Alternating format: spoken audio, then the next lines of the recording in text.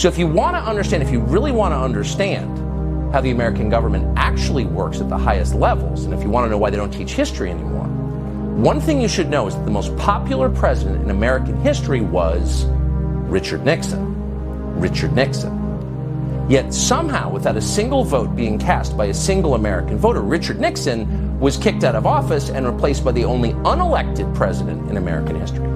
So we went from the most popular president to a president nobody voted for.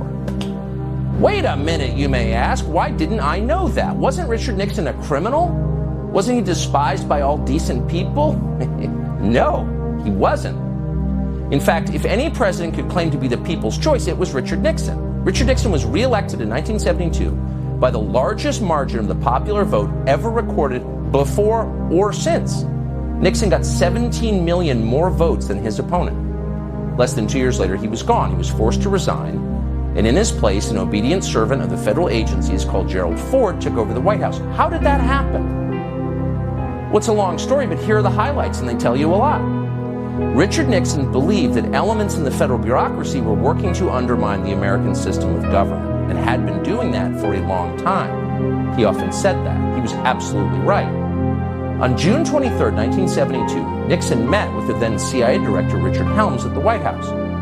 During the conversation, which thankfully was tape recorded, Nixon suggested he knew, quote, who shot John, meaning President John F. Kennedy. Nixon further implied that the CIA was directly involved in Kennedy's assassination, which we now know it was. Helms's telling response? Total silence. But for Nixon, it didn't matter because it was already over. 4 days before, on June 19th, the Washington Post had published the first of many stories about a break-in at the Watergate office building. Unbeknownst to Nixon and unreported by the Washington Post, 4 of the 5 burglars worked for the CIA. The first of many dishonest Watergate stories was written by a 29-year-old Metro reporter called Bob Woodward. Who exactly was Bob Woodward? Well, he wasn't a journalist. Bob Woodward had no background whatsoever in the news business. Instead, Bob Woodward came directly from the classified areas of the federal government. Shortly before Watergate, Woodward was a naval officer at the Pentagon. He had a top-secret clearance. He worked regularly with the intel agencies.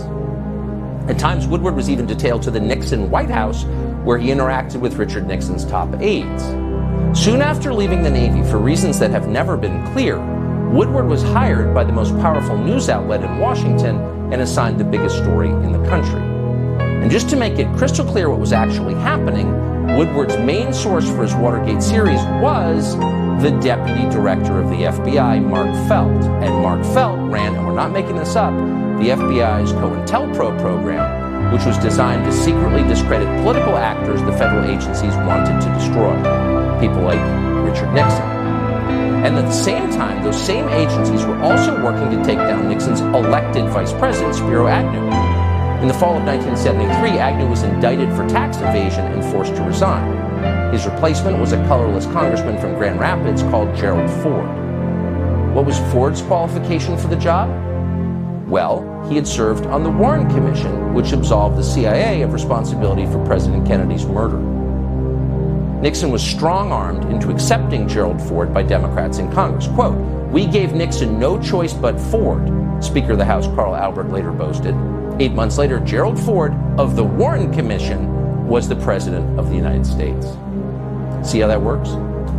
So those are the facts, not speculation. All of that actually happened. None of it's secret. Most of it actually is on Wikipedia. But no mainstream news organization has ever told that story. It's so obvious, yet it's intentionally ignored. And as a result, permanent Washington remains in charge of our political system. Unelected lifers in the federal agencies make the biggest decisions in American government and crush anyone who tries to rein them in. And in the process, our democracy becomes a joke.